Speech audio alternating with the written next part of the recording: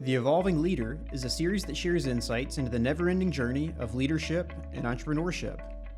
Join us as 3-Pillar CEO David DeWolf talks with peers who have been instrumental in his own leadership journey. Welcome back, and thanks for joining us for episode 5 of The Evolving Leader. We're excited to have Stein Jr. in the studio with us to talk about the importance of getting the fundamentals right. Halen is a keynote speaker, performance coach, and author of the soon-to-be-released and will be released by the time this comes out, Sustain Your Game. Many of the lessons he shares in his book and that we'll discuss here today come from spending time with some of the most successful basketball players in the world. Halen, thanks for being here with us today. Oh my goodness, it's my pleasure. It's great to be with you. It's great to see you again, Al. You too, David. So let me just ask at the start, before we get going, how is it that you have come to rub shoulders with some of the greatest basketball players the world has ever known?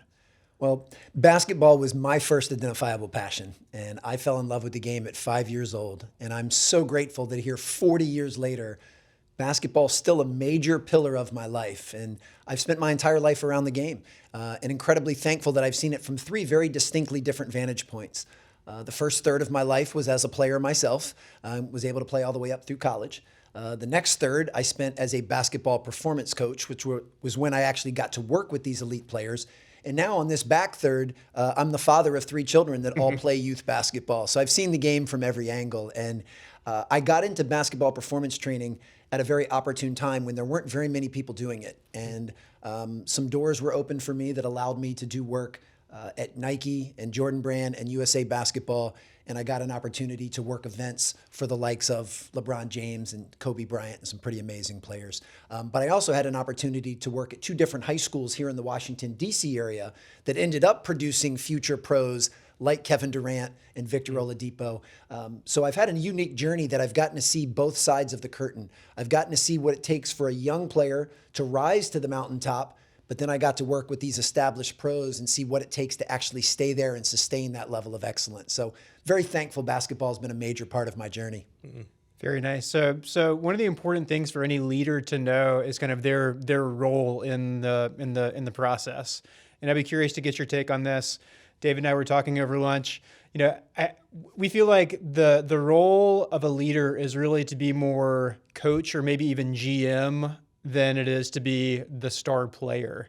Is that your experience as well? Absolutely. I'm not very musically inclined, but I kind of equate it to being the conductor of the orchestra. Like it's the conductor's job is to get everybody to play their instrument to the best of their ability. And when done and blended beautifully, you know, you get harmony and you get some nice music. And that's ultimately what a conductor's job is. And I view the same thing as a leader or a coach, or really you could fill in any word there: parent, teacher, manager, director, supervisor. It's your job to find the strengths of each person on your team, put them in the right position where they can maximize those strengths and make a maximum contribution to everyone else. And if everyone is doing that in alignment with the vision or the North Star that the leader has set, that's when you have an extraordinary team. Yeah. I love that word orchestration. Right. It's one of the first lessons that I learned from one of my mentors way back in the day was how to let go as an entrepreneur and to delegate and truly empower. And that was the image of an orchestra and an orchestra leader, of really getting everybody aligned around that same sheet of music and singing the same song, right? Such an important part of leadership. I think one of the key things about that is, in order to get everybody to follow that vision, you don't have to just paint that vision. You have to be able to have the respect of the entire orchestra to follow you. What have been the secrets that you've seen? You've worked with amazing coaches, amazing players that are providing leadership on the court, not just off the court. Where does that come from? Where does that respect kind of germinate from? Respect has to be given first. I mean, you have to have a respect for those on your team. You have to have a respect for the process, a respect for your organization, a respect for the game, if you will. So the respect has to generate from you as the leader first. And then on top of that, you'll start to build in things like trust. I mean, you need to earn the trust of every single person on your team. And you earn trust by giving trust and showing and having behaviors that show that you are trustworthy. And these things all provide the foundation to which your leadership and your influence and your impact will eventually be built upon. And that foundation is vital. I mean, that was why I'm glad in the intro you mentioned the basics. Yeah. You know, that's something I really embrace, are the basic fundamental principles, or the fundamentals, if you will, of what it takes to be successful in any area, especially that of leadership. And we all have to make sure that we are paying homage to the basics every single day. And I know in my own life, anytime I'm not performing at a level that I believe I'm capable of, it's usually because I've unconsciously started to drift away from the basics. And I have to refocus that lens and get back to them. And that usually puts me back on the right path. It's amazing to me how the basics and not doing them can undermine what you're trying to accomplish as a leader. And I learned this, and you really brought it to the forefront of my mind when you and I met and you really spoke about the basics and how you had seen the best players in the world work on the most fundamental moves and skills in basketball. I have found it's like, if you don't brush your teeth in the morning, you've got horrible breath. It doesn't matter how much you dress up. It doesn't matter how good you are or what. It's that distraction that undermines that respect. And there are certain things, we all have different strengths and weaknesses. There's certain things that just don't come natural to some of us, right? And things as simple as not being responsive or not being polite or not being able to communicate and articulate yourself, that we look at really basic things that some leaders don't pay attention to, really sabotages more than anything their leadership ability. Oh, absolutely. And it always goes back to those fundamental building blocks. I mean, to me, one of the pillars of being an exceptional leader is simply caring. Is caring about the people on your team, is caring about your mission, is caring about your organization as a whole. And then you think of, all right, what are the building blocks of how do you show someone that you care? Right. Well, I'm a big believer you invest time with them and you invest your most important currency, which is your attention in the present moment. Yeah. So when you have an opportunity to be with someone on your team, give them your full attention, actively listen.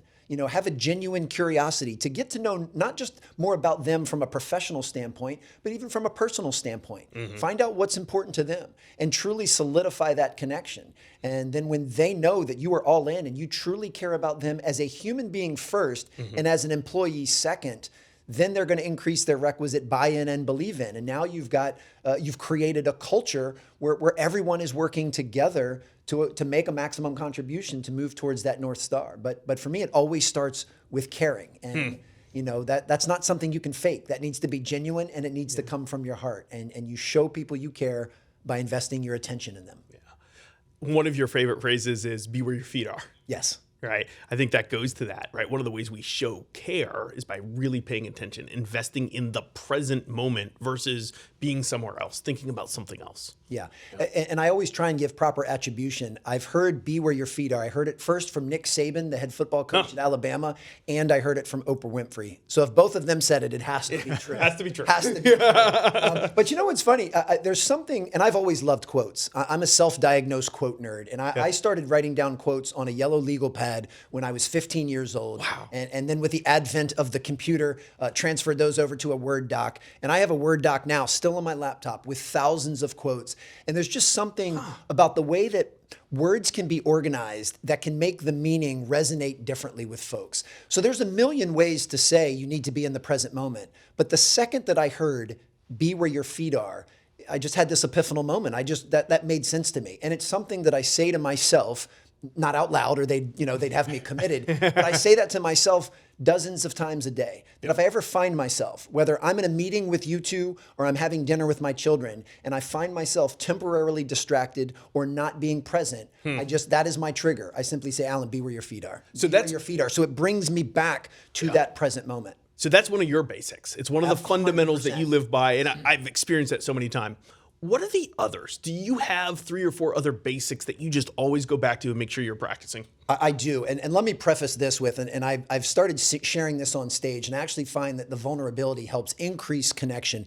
I'm not a master of any of this stuff. I'm not speaking from a place of mastery. I'm on the same path as both of you and as everybody watching and listening to this right now. But I'm proud of the path that I'm on, and I love not only sticking to the basics, but having people in my life that care enough about me to hold me accountable to sticking to those basics.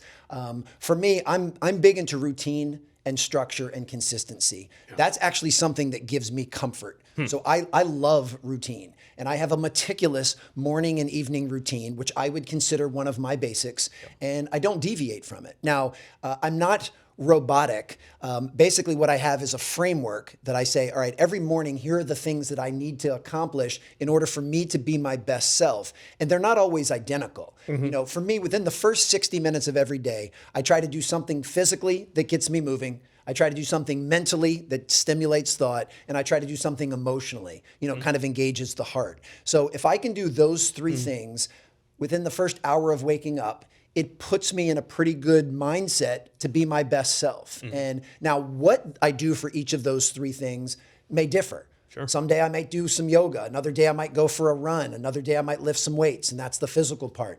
Sometimes when I'm on a run, I'm listening to a podcast. Sometimes I take 20 minutes to read a new book. So those things I allow for some variety. But I think if I can engage those three parts of my being every morning, then it lays that foundation. And I've also come to realize, you know, with some self-awareness and some introspection, I love early morning.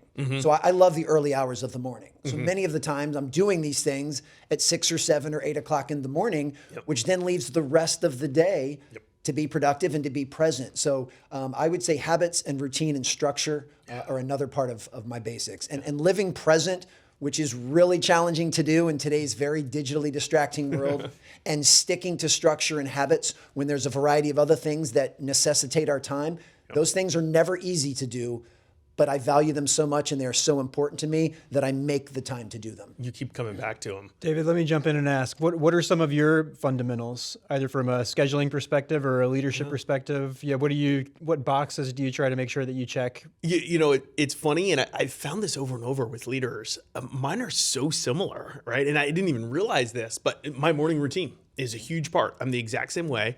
The early morning hours are when I get in my best work as a human being. And it starts with waking up and having my prayer time in the morning. And then I go and work out in the mornings. And then I go and I have what I call my deep work time. I set it aside. It's where I do my thought work, right?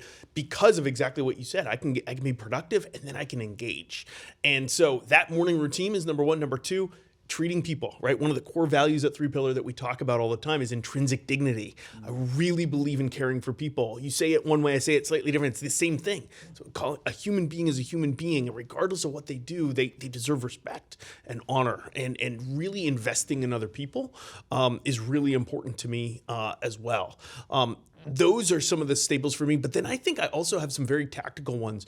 Responsiveness, right? One of the ways I show respect is I practice making sure I get back to people within 24 hours when they reach out to me. Now, am I perfect? Exactly like you said. No, there are times when that inbox queues up and I drop the ball. But I really try to discipline myself to, if somebody's going to reach out to me, I need to respond, even if it's just quick and short, and acknowledge them and to get back to them and not let them be waiting on me, right? There are some things like that I really pay attention to. Yeah. And one other thought that just stimulated from what you were sharing, another one of my basics that I've really tried to lean into over these last few years, because I was admittedly awful at this very early in my life and probably all the way up through my late 30s, was learning how to detach from outcomes and focus more on the process.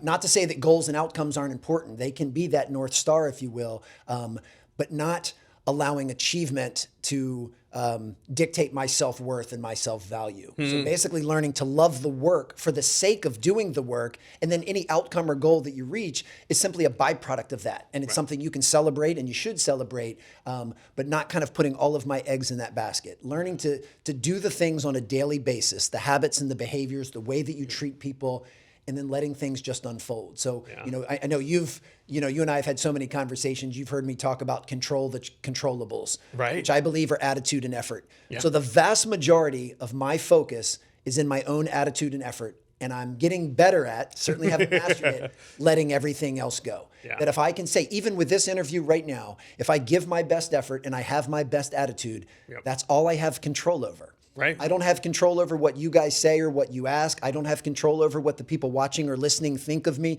So I have to learn how to let that go. Now, obviously, I want to do a great job for you and I want to add value to their lives. That's the North Star, but I don't control that. So all I can control is my effort and attitude. And I'm starting to get to a point in my life where I'm finding peace with that. Yeah. And there's some serenity in knowing I'm following the process, I'm doing the best I can, and I'm living my truth through the basics. And everything else is just going to happen the way it happens. And I'm okay with that. One of the first times that you shared that with me, and you were talking about attitude and effort, it really resonated. And there's two things that happen from it. First one is my kids have all heard that over and over again. So thank you for helping me be a better dad. Of course. Right. Number two, you also share with that one of your very small examples about the basics and really putting where your money where your mouth is about shopping carts. Go to the grocery store. Yes. And how many people have the attitude and the effort to simply go and wheel that cart over to where it's supposed to go versus leaving it in the middle of the parking lot? And what does that have, and what is the impact it has on so many other people around you? And that was an eye-opening moment because I was one of those jerks, right? Here I am preaching and talking about wanting to care about other people and doing the basics and simple things. And it was like, wow, what an eye-opening moment, right? And so now for the last 5 years, however long it's been, I put shopping carts back because of you, Alan. I love that. Well, I'm a huge believer that little things make a big difference. Yep. When little things are done consistently, they make a big difference. And when little things are done by a lot of people, it actually makes a big difference. And I've tried to refine my stance on the shopping cart issue because one of the other areas where I'm trying to grow is to be less judgmental of other human beings and to make less assumptions about other people. So in my opinion, someone that abandons their shopping cart in the parking lot, just leaving it in a space, it doesn't mean that they are a bad person, and it doesn't mean that they are selfish, entitled, or lazy, but I do believe that is an act of selfishness, entitlement, or laziness. Yeah. And because I don't have the full picture and I don't have the context of who they are or what they've had going on in their life or their day, I should not be in a position to judge someone. But I do believe in that moment, they made a decision that was not being their best self and is not in the best interests of the society that we're all a part of. So for me, those little things, they add up. And now with that said, as I said, not only am I not coming from a place of mastery, I am far from perfect. I am a flawed human being, and I will have lapses in judgment. I will make poor decisions. You know, I don't think it'll ever be the shopping cart example, but there will be times in my life where I do something that is lazy, entitled, or selfish. Yeah, selfish, absolutely. Right. And we all need to be able to give each other grace. Yes. And we all need to be able to be lenient with each other and give people the benefit of the doubt. But that also starts with ourselves. You know, being self-critical and beating yourself up and packing on guilt and shame when you do something poorly isn't going to help. Right. So another area where I'm trying to grow is when I make a mistake, which happens frequently, is acknowledge it, make an amends or apologize if it's warranted, learn from it, yes, and then do my very best not to repeat it. Mm-hmm. And, you know, I think another fundamental truth of leadership is if you're going to expect it of others, you have to expect it of yourself. I believe in modeling the behavior that I want to see in others, yep, and that's one of them. So before I would ever condemn someone for not putting their shopping cart back, I need to make sure that I'm always returning mine properly. And I laugh at that kind of tongue in cheek, right, because I think it's kind of a microcosm of a much bigger lesson, which is every moment you have an opportunity to make a decision to show up as your best self and to contribute to the world around you. Right. And my goal is to make that decision as consistently as I can. And right, when I fall short, because I'm fallible and human, giving myself some grace to just move to the next play. Yeah. I love that. Next play. I remember it. Was that wasn't the Steve Nash story, was it? No, I actually learned it from Coach K, but it's very applicable to Steve Nash because he's one of the best that have ever done it. And the concept of next play is don't worry about what just happened. Refocus your lens on what's happening right now, what's right in front of you. So the best basketball analogy is, David, you just missed a layup. It's okay. Next play. Yeah. Will, you just turned the ball over. It's okay. Next play. Guys, I know the referee missed the call. It happens occasionally. Next play. And the reason as your coach that I would want you to focus on the next play is because there's nothing you can do about that missed layup. It's gone. Or that turnover. It's over. And if you choose to allow what happened in the past to detract from your ability to invest in the present moment, you're not able to perform at your best. Mm-hmm. And, you know, right now in the throes of March Madness, while we're recording this, we're seeing this at a high level. You are seeing which players and which coaches quickly move on to the next play and which ones are fixated on something that didn't go their way. And yep, now I know from my own experience, this is very easy for me to say, and it is not easy to do. Right. There is nothing easy, especially if you're a coach and you feel like your job is on the line, if you're not winning games and you feel like the referee didn't make the right call. It is really challenging not to get fixated on that. Mm-hmm. But it's in your best, it's in your best interest to simply move on, say that is not something within my control, yep, and now let's focus on the present moment. And when you can do that, you will perform at a higher level more consistently. Yeah. One of the great examples that I think I've just seen of this that I think brings a lot of what we're talking about together is actually Juwan Howard. He had the coaching faux pas, horrible situation, was not his best self, right? Got suspended because of it, physical alteration after a game. And then what happens 3 weeks later, he's reinstated and he's showing incredible compassion to the losing team, incredible sportsmanship, right? Like, wow, talk about somebody going next play and then applying the basics about caring about humanity to overcome that. I thought that was incredible leadership. Yeah, well, I'm actually so glad that you brought that up because it kind of puts a nice big red bow tie on a lot of the themes that we've been talking about. Now, I've never met Coach Howard, and as I said, I certainly don't want to judge him for any of his behaviors, having never walked a day in his shoes. But even to his own admission, he made a colossal mistake in judgment when that altercation happened against Wisconsin. He showed remorse. I thought authentic, heartfelt remorse. He accepted his punishment, which was a massive suspension and fine, and then he moved on. He had an intimate talk with his team, apologized to them, and moved on. And then when given an opportunity to actually show some compassion to someone he had just beat, I thought he did that brilliantly. And what I do find fascinating, you had all of these people basically attacking him on social media for his poor behavior, and I'm not seeing enough people applaud his kind of renewed behavior and moving on. And I would love to see more of a balance in those things. I think people should be allowed to make mistakes, and we should be able to forgive each other for them and move on. And I know there is a huge spectrum of mistakes that someone can make. Sure. But I do believe that he's learned his lesson. And what I will find interesting, now, unless Michigan wins it all, he will lose in the next couple of weeks. And how will he behave after a loss? Because there were some people that said the only reason he showed compassion was because he just won a huge game. Sure. I don't think that's true. I actually think he's going to be very gracious in defeat, whenever that may be. And if Michigan does win the whole thing, I think he'll be gracious in victory. But that is a wonderful example of someone that moved to the next play, learned from a mistake. And I think as a society, we should applaud that and reward that. Yes. I'm not the same person I was 5, 10, 15, 20 years ago. I did some things 5, 10, 15, 20 years ago that weren't my best look, that I certainly would not do today.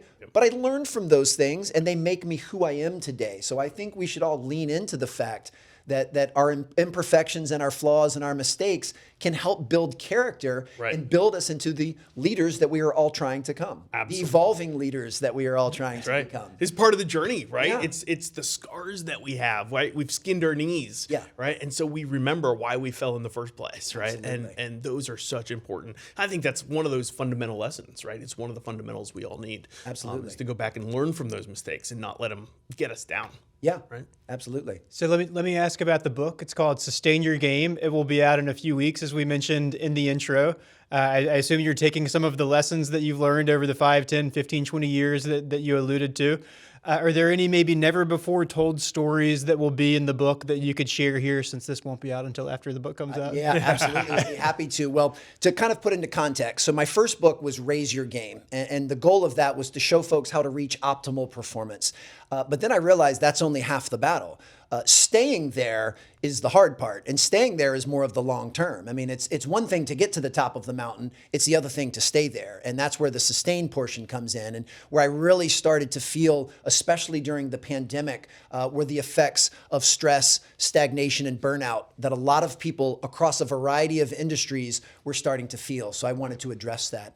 One of my favorite stories from the book is actually a non-sport story, and it speaks to the importance of preparation. And I believe preparation is one of the best antidotes to stress. That when the more prepared we are for anything, the less stress we feel. Now, I am a hip hop aficionado. I love hip hop. However, this story is about Van Halen back in the 80s, who was the rock band of all rock bands. And their lead singer, David Lee Roth, at some of their concerts, they would string him up and they'd have all these different attachments on him because he would be doing all of these almost gymnastic type movements above the crowd. They had pyrotechnics going off. Like, they were doing stuff that was absolutely incredible. Well, as you can imagine, there's some danger involved with that. So safety was of the utmost importance. So Van Halen needed to make sure, for their lead singer's safety, that every spec was met to standard, to make sure that the stage was set up correctly, that the harness was set up correctly. So they had the ingenious idea in their very lengthy contract, about midway through,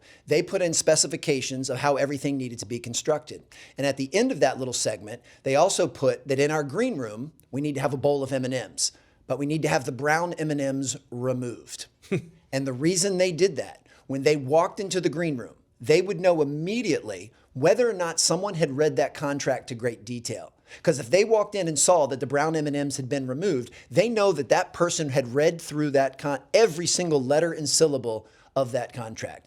If they walked in and saw that the brown M&Ms were still there, or there weren't any M&Ms at all, then they knew that they didn't, and they couldn't trust that David Lee Roth's safety would be in good hands. And they actually had it built into the signed agreement that if we come into the green room and the brown M&Ms have not been removed, we will be paid in full and we will not play.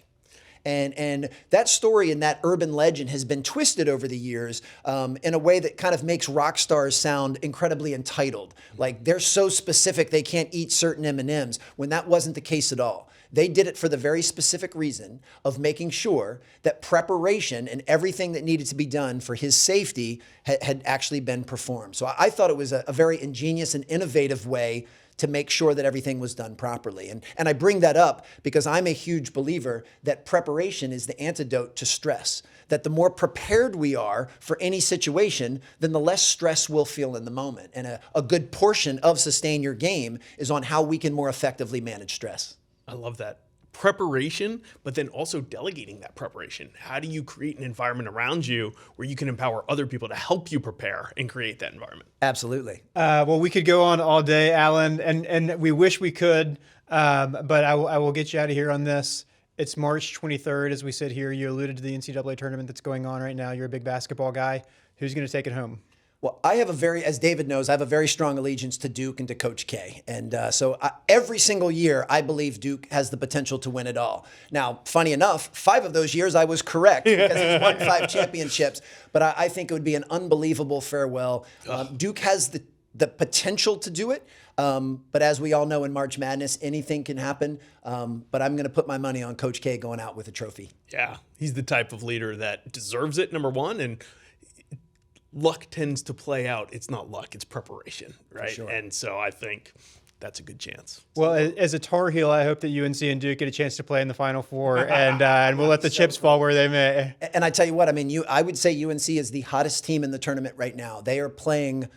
They're over-indexing what they've been doing. And what's kind of funny is people think automatically because I'm a Coach K fan and a Duke fan that I don't like UNC. Nothing could be further from the truth. Yeah. Now, when those two play, I root for Duke in full transparency. But outside of that, I love Hubert Davis and I love the culture of UNC basketball. And I'm always rooting for them as well. So yeah, seeing them meet in the Final Four would be epic. That'd be the way to go out if you're Coach K. Can you imagine? Win or lose, it'd be an epic battle, right? It would be pretty cool. But I'm just so glad that the tournament has kind of returned to old form and it feels like it did prior to the pandemic. I'm certainly biased, but to me, there's nothing like the pageantry of March Madness. Unbelievable. Absolutely. Well, last question, Sustain Your Game. Where can people go to find it, and where can they go to learn more about you? They can go to sustainyourgamebook.com, and there's a variety of different resources there. I actually did the narration for the audiobook, which I'm really proud of, and we've enriched that content with some music and some sound effects. We even added a bonus section that's on the audiobook. It's exclusive to the audiobook, which is an interview I got to do with Reese Davis of ESPN. Cool. So whether someone wants to read the physical book or they want to hear my smooth and sexy, silky voice for 8 hours during an audiobook, they can get all of that at sustainyourgamebook.com, and you can find everything else at alansteinjr.com. Awesome. Nice. Well, Alan, thanks again for joining us to talk fundamentals of leadership, and thanks to everybody who joined us either on the podcast or the video today. And go get Alan's book when you get a chance. Thanks, guys. Congratulations on it. Thank you. Thanks again for tuning in to this episode of The Evolving Leader. If you liked what you heard, please give us a 5-star rating, a glowing review, and a share on whichever social media networks you call home.